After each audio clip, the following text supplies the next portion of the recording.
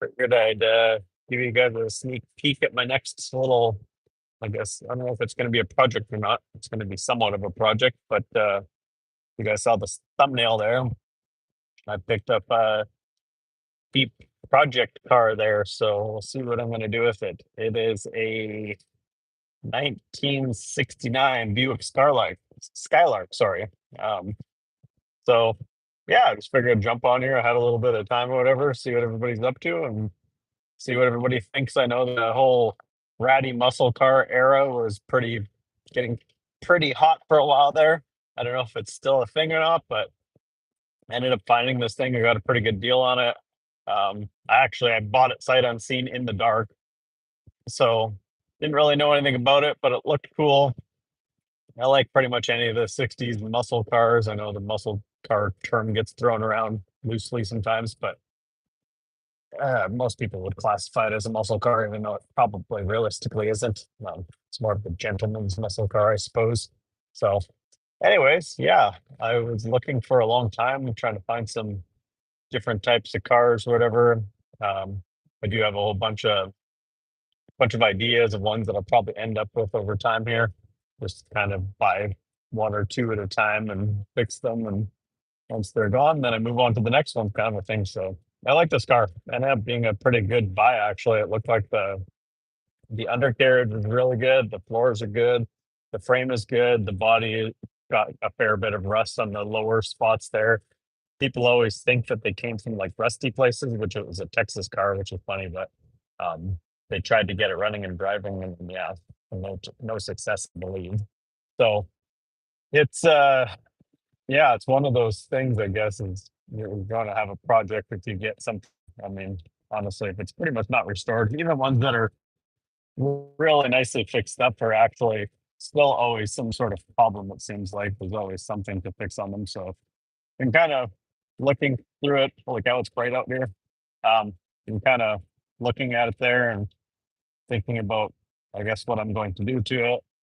One of the biggest problems there, I guess, when you start looking at, I guess, what you call classic cars, muscle cars, and things like that, it ends up being some cars are very expensive and harder to find parts for. Um, the one thing I want to talk about is I'm kind of curious what what people think for cars that haven't quite taken off yet. I think some of the cars that haven't totally taken off yet, and you were to think in terms of older cars that haven't quite got their steam yet. If you were to look for a cheap muscle car, maybe something with a V8 at least, and kind of starting point like that. I think any of the cars from like basically the mid, 70s, like 70, 72 to 80, kind of, there's a lot of cars in that era that haven't kind of gone up in value yet. And then starting to get a little bit of a following. Like if you were to look at like you know, there's some that are uglier than others, like the mid 70s Cutlasses, those weird body lines.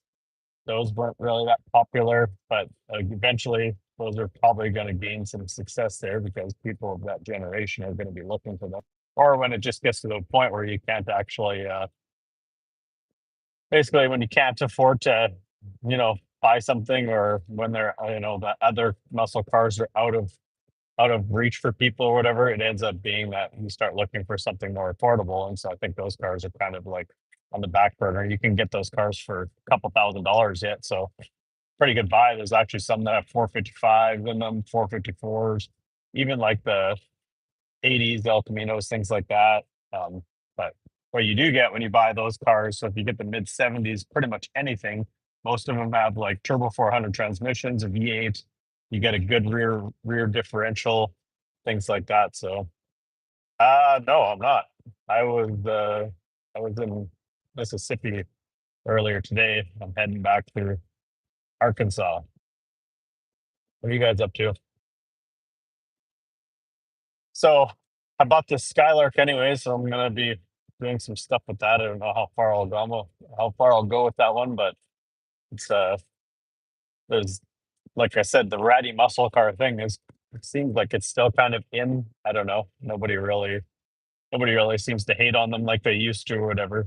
Seems like you can get a car that's got some rust and the paint's not perfect and things like that, and nobody really cares as much anymore. So those are the kind of things that when you're looking for kind of like cars, it's something that this particular car, for example, it's got a lot of body rust. So if you don't want to, if you want to paint it, that might not be the best start for you for a project. Maybe you're more of a person that can deal with mechanical stuff, and maybe you buy a better, like a car with a better paint and body situation, and put a motor and transmission or something in it, for example, because there's lots of rollers around and things like that. Um, uh, there's there's a lot of cars around that are like really affordable. We just bought a 2002 Camaro yesterday for it's a V6 car, but it's a 35th anniversary V6 car for my son there. Basically a cheap college college car or whatever for like 2 grand, 1,900 bucks, I guess it was. So there's tons of them out there. It's in really nice shape. It's actually got brand new paint, all that kind of stuff. Um, what's going on? Frosty. Hard to read, sorry. Trying to just drive here and getting blinded at the same time. So just kind of always on the prowl, I guess, for what's kind of like the next projects and stuff or whatever, and what people kind of consider like muscle cars or even trucks these days. It's kind of seems like the short bed thing for trucks, even that used to be like a hot rod thing to do. Now everybody's cutting them down, and to be honest, it doesn't, for me personally, it doesn't even interest me that much anymore. It used to be like I always wanted a short bed for everything, and now there's so many of them that are cut down. It's like that's all you see anymore. So now it's like the long beds to me are actually more interesting. Same thing though, the trucks, you can get a V8 with them. I mean, almost all of them, I mean, not all of them, but a good chunk of them have a V8 already to start with and things like that.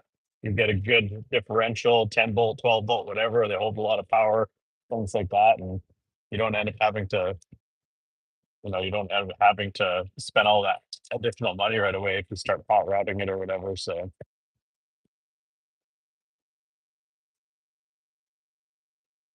wow, it's always got to be one guy. Wow. So, anyways, got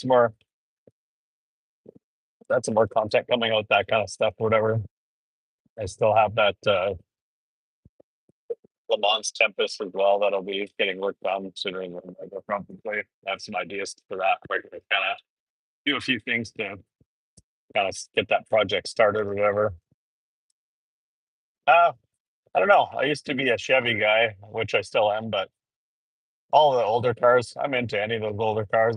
I like most of them honestly. So yeah, I don't know. I used to, like I said, I used to just like GM products or whatever. But when you look at it by today's standards, and you look at the cars that are coming out today, anything from like 1990 or older looks good compared to any of the modern cars that are coming out. If you find me a find me a 2025 car that actually looks good, not many, if any.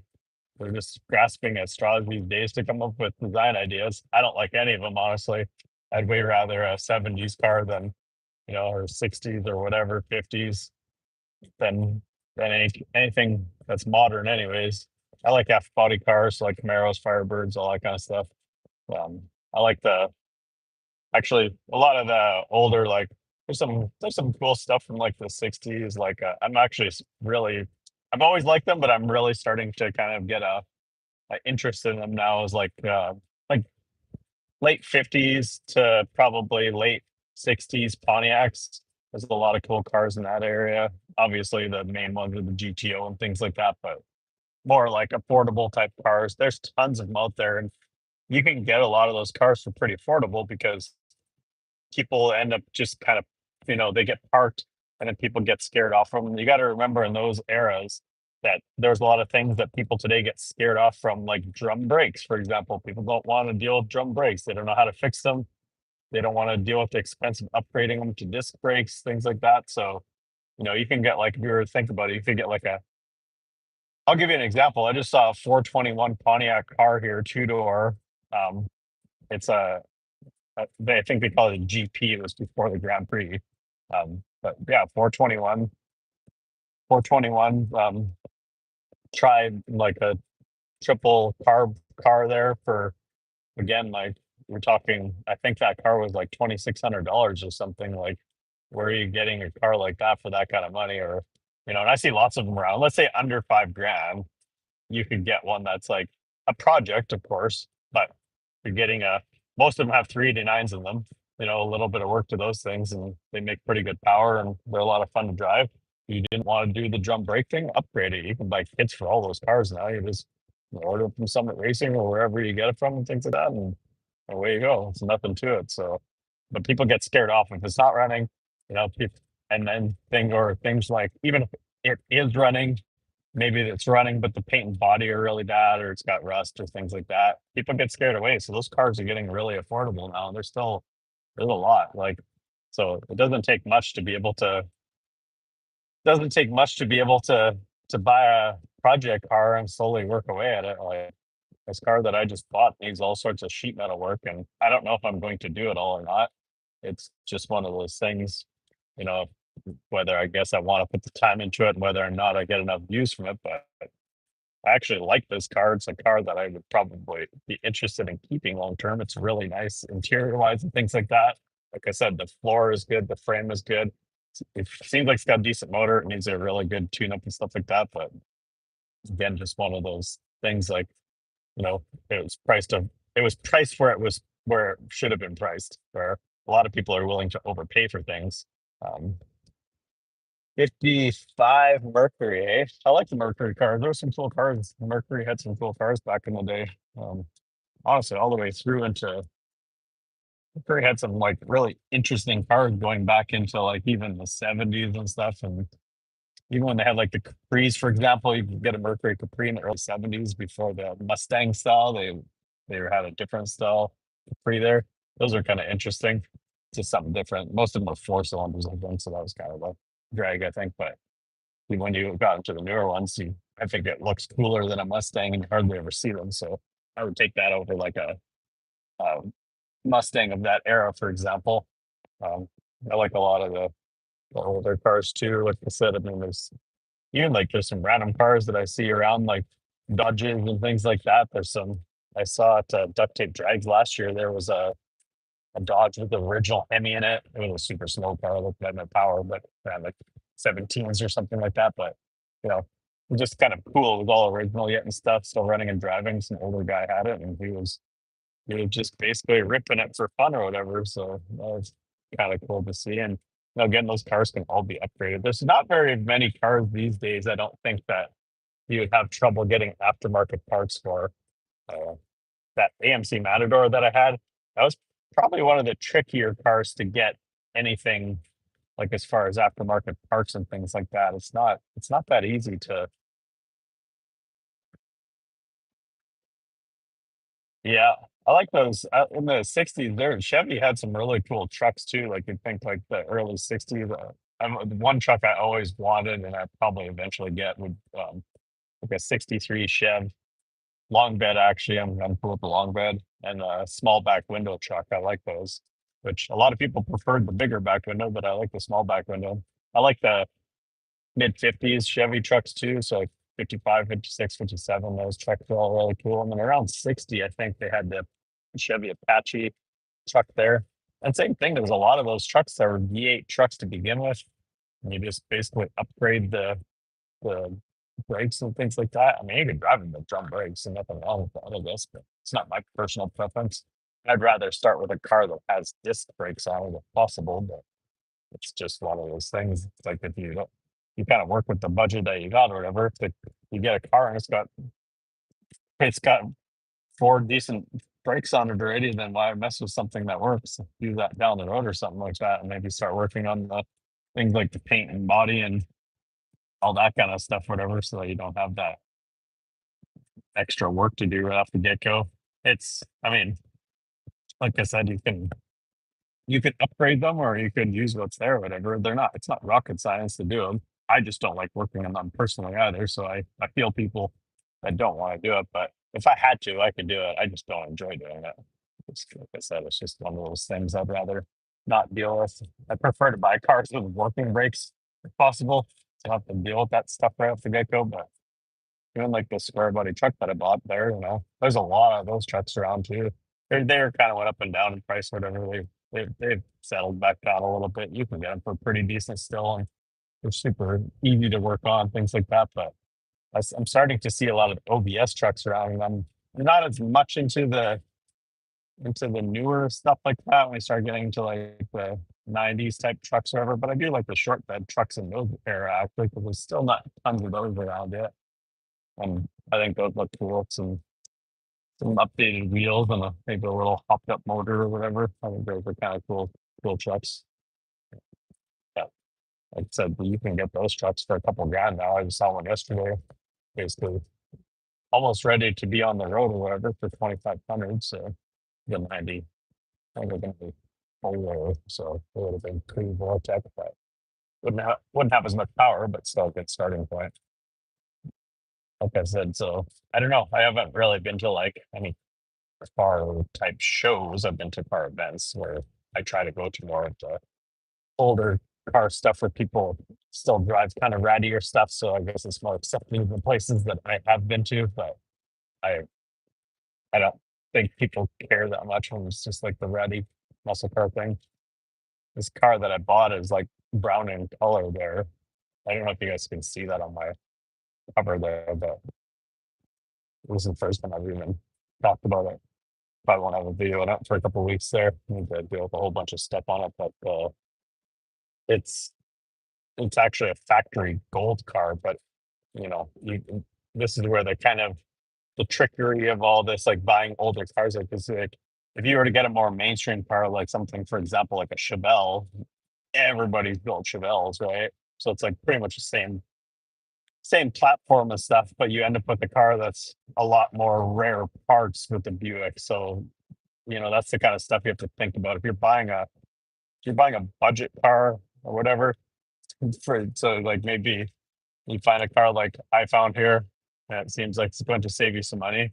It may, if you can find the parts for it for a sensible price, but like this particular car, it needs front and rear bumpers, and the metal work doesn't bother me as much, even though, I mean, that could be a problem too. But like the front and rear bumper, for example, that used one of those that aren't even that great a shape is like $1,000. So now, a couple of those, and you've got the price of the car pretty much. So it's kind of one of those things you have to watch or whatever. Actually, this is the first car I've really had in a long time where I'm starting to think of getting a parts car for it because I know where there's a few around, and I could basically I could basically build two cars out of three. 'Cause the one is so bad it would never be saved anyways. There's no title and things like that. So I'm thinking about maybe getting two parts cars to go with this car, or well, I guess one parts car and one savable car to go with this one, and almost building like twins because the one is actually the exact same car as this. So that would be kind of interesting.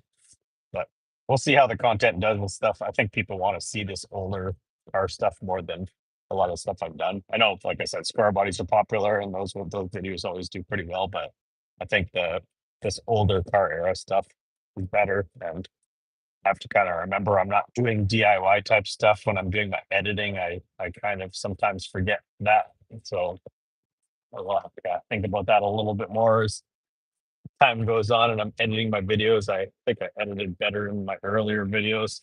So just learning curve all the time. You're always constantly changing and trying to fix what's wrong with your channel and things like that. So, but yeah. So, anyways, I figured I'd jump on here before it got dark or whatever. But wanted to see what everybody was up to. Who's selling the 1960 Chevy there, Biggie? You have a title for that thing? I'm always looking for cars. Pretty much, I'm always interested if people got anything that they're trying to sell. Pretty much under 2 grand. That's my wheelhouse. I don't like to lose money on